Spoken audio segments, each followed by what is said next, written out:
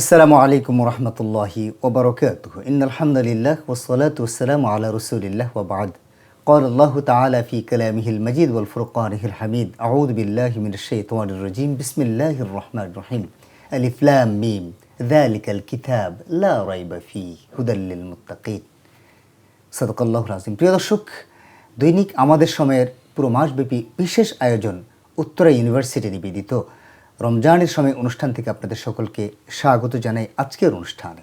প্রিয় দর্শক, আজকে আমাদের আলোচনার বিষয় হলো ব্যক্তি ও পরিবারে কোরআন মাজিদ। কোরআন কি? কোরআন হুয়া কালামুল্লাহ, এটি আল্লাহর বাণী। এ বিষয়ে আলোচনা করার জন্য আমরা স্টুডিওতে আমন্ত্রণ জানিয়েছি আমাদের সকলের প্রিয়ভাজন ব্যক্তি, প্রিয় মানুষ ডক্টর মীর মনসুর মাহমুদ। আসসালামু আলাইকুম আরহামতুল্লাহি ওবারাকাতুহু। ওয়ালাইকুম আসসালাম রহমতুল্লাহি ওবারাকাতুহু। শেখ, ভালো আছেন? আলহামদুলিল্লাহ আলহামদুলিল্লাহ। আজকে আমাদের আলোচনার বিষয় হলো ব্যক্তি ও পরিবারে কোরআন মাজিদ। যদি আপনি আমাদেরকে বলতেন আমরা ব্যক্তি কোরআন মাজিদ আমরা ফলো করতে পারি, পরিবারে কিভাবে কোরআন মাজিদ আমরা ফলো করতে পারি, পরিবারে কিভাবে কোরআন আমরা নিয়ে আসতে পারি, যদি একটু বলতেন। আলহামদুলিল্লাহ আলহামদুলিল্লাহ। ব্যক্তি ও পরিবারে কোরআন মাজিদ এই প্রসঙ্গটা যখন আমরা আলাপ করছি, সেই সময়টি হচ্ছে কোরআনের মাস, কদরের মাস। তো নিশ্চয় আপনাদের বিষয় নির্ধারণে এই লক্ষ্যই আছে যে কোরআনের মাসে ব্যক্তি যেন কোরআনের সাথে একাকার হতে পারে, পরিবার যেন কোরআনের সাথে একাকার হতে পারে। তো ব্যক্তি এবং পরিবারে কোরআন আমরা কিভাবে দেখতে চাই? আসলে কোরআন বিশ্বাসের গ্রন্থ, এটি প্রথম কথা, কিন্তু কোরআন মানার গ্রন্থ। তো মানতে হলে আল ইলমু ক্বাবলাল কাওলি ওয়াল আমালা বিহি, জ্ঞান বলা এবং করার আগে জানতে হবে। অর্থাৎ ব্যক্তি জীবনের কাজগুলোকে সঠিক বা বেঠিক, করণীয় বা বর্জনীয়, এই নির্দেশনাগুলো একজন মুসলিম কোরআন এবং সুন্নাহ ছাড়া আর দ্বিতীয় কোনো জায়গা থেকে সন্ধানই করতে পারে না, সে অধিকারই তাকে দেওয়া হয়নি। কোরআন আমাদেরকে বলে দিয়েছে, ওমা আতাকুমুর রাসূল ফাখুযুহু ওমা নাহাকুম আনহু ফান্তাহু।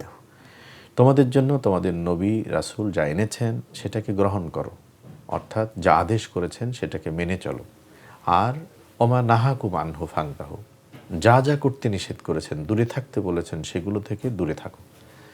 তাহলে একজন মুসলিম জীবনে করণীয় বর্জনীয়, ভালো লাগা মন্দ লাগা, এটি নির্ধারিত হবে কোরআন দ্বারা। একজন মুসলিমের জীবনের কোরআনের বাইরে কোনো অংশ নেই, কোরআনের বাইরে কোনো অংশ নেই। তার ভালোবাসা আল হুব্বু ফিল্লাহ ওয়াল বুগদুলিল্লাহ, ভালোবাসবে সে কাউকে আল্লাহর জন্য, কারোর সাথে শত্রুতা করবে সেটাও আল্লাহর জন্য, তার গ্রহণ বর্জন সব আল্লাহর জন্য, দ্বীনের জন্য। তো সুতরাং কোরআন ব্যক্তি জীবনে এটি শুধু বিশ্বাসের নয়, এটি জানার, এটি মানার। আর শুধু তাই না, নবীজির ভাষায় আদ-দীন ও নাসিহা, দিন হচ্ছে সদুপদেশ, হিতোপদেশ, নসিহা। তো দাওয়াতের কাজ করাটা একটি ফরজ কাজ, প্রত্যেকটা মুসলিমের জন্য একটি ফরজ কাজ। সুতরাং একজন ব্যক্তি মানুষকে দিনের দিকে ডাকবে, বলবে তার কথা দিয়ে, তার আচরণ দিয়ে। কখন পারবে? যখন সে এ কোরআন জানবে, যখন সে সুন্নাহর জ্ঞানে আলোকিত হবে। তাহলে কোরআনের মাসে ব্যক্তি জীবনে কোরআন আমরা দেখতে চাই, ব্যক্তির তেলাওয়াতে দেখতে চাই, ব্যক্তির অধ্যয়নে দেখতে চাই, ব্যক্তির আমলে দেখতে চাই, ব্যক্তির আহ্বানে দেখতে চাই। আপনাকে একটা সম্পূরক প্রশ্ন করি। আমরা অনেকে মনে করি কোরআন মাজিদ এটা পড়াশোনা, এটা পড়া শুধুমাত্র আলেমদের দায়িত্ব, এটা আমাদের দায়িত্ব না। কিন্তু কোরআন মাজিদ পড়া তো প্রত্যেকের জন্য, আন্ডারস্ট্যান্ডিং কোরআন তো প্রত্যেকের জন্য বাধ্যতামূলক। আসলে আল্লাহ কি দিয়েছেন কোরআন মাজিদ পড়াতে, এই জিনিসটা আমরা আসলে অনেকেই জানি না। যদি একটু বলতেন যে আসলে কোরআন প্রত্যেকের জন্য বাধ্যতামূলক, এটা বলার উপেক্ষা রাখেন আমি জেনারেল শিক্ষিত, আমি এটা কোরআন মাজিদ এটা আমি জানি না, আমি বুঝি না, এটা বলার সুযোগ আছে কি? আসলে কোরআনের প্রথম আদেশটাই তো ছিল ইকরা, পড়ো।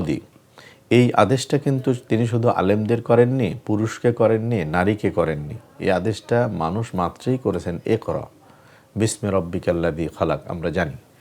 তাহলে কোরআনকে পড়তে হবে, তেলাওয়াত করতে হবে, এটা হলো কোরআনের প্রথম আদেশ মানুষের প্রতি।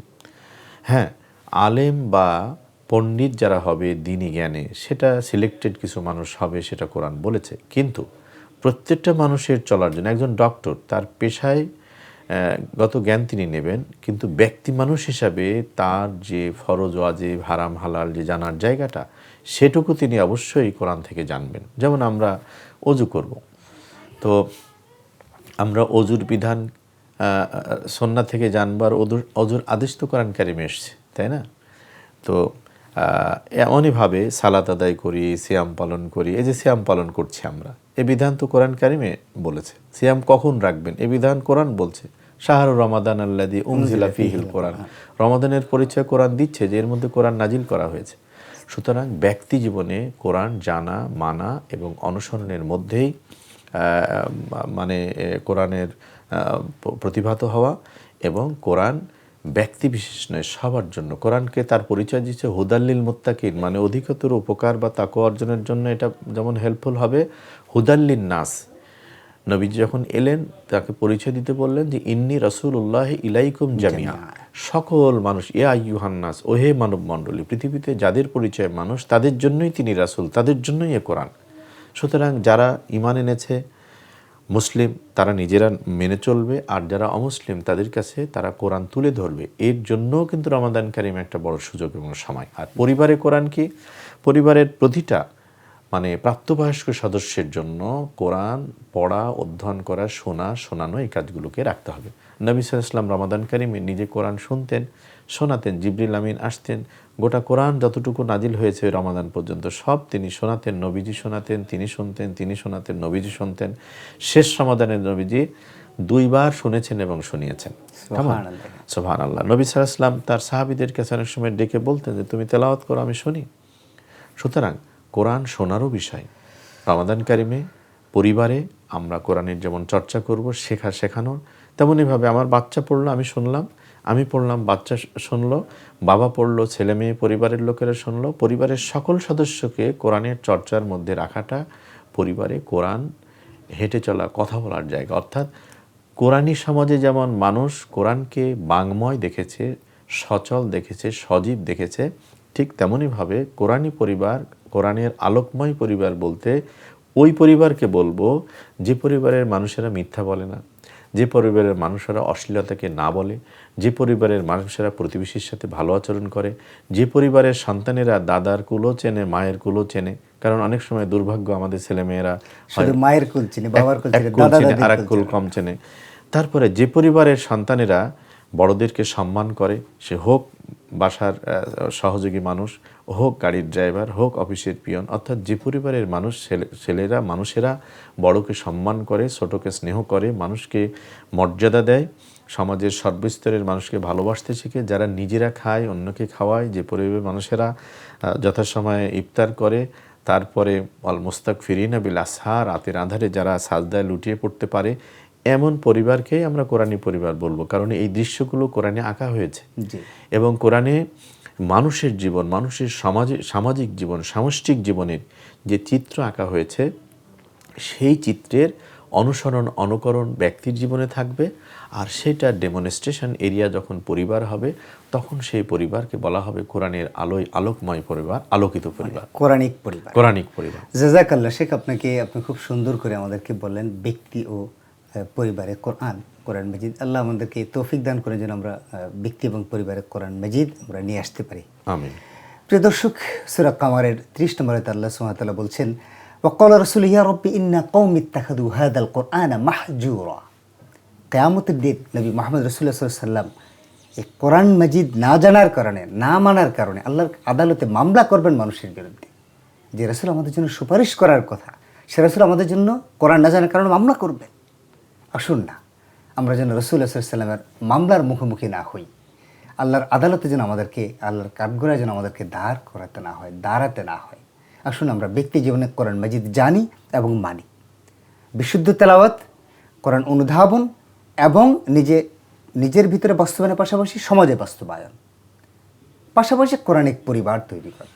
আপনার আমার সন্তানকে, হোক সে ইঞ্জিনিয়ার, হোক সে ডাক্তার, হোক সে যে কোনো ডিসিপ্লিনে পড়ুক না কেন, আসুন না তাকে আমরা একটু কোরআন মাজিদটা শিখাই। সকল জ্ঞানের উৎস কোরআন। এই জন্য আল্লাহ সুবহানাহু ওয়া তাআলা কোরআন মাজিদ নাজিল করার সময় প্রথমে নাজিল করেছেন ইকরা, পড়ো তোমার প্রভুর নামে যিনি তোমাকে সৃষ্টি করেছেন। তিনি সলাতের কথা বলেননি, ইবাদতের কথা বলেননি, অন্য কিছুর কথা বলেননি, তাওহীদের কথা বলেননি, শিরকের কথা বলেন, কিছুই কথা বলেননি। বলেন যে ইকরা, পড়ো। কি পড়বে? কোরআন মাজিদ।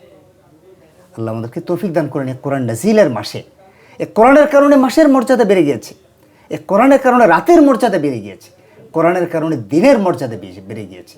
এই কোরআনের কারণে আপনার আমার মর্যাদা বেড়ে যাবে যদি আমরা কোরআনকে ধারণ করতে পারি।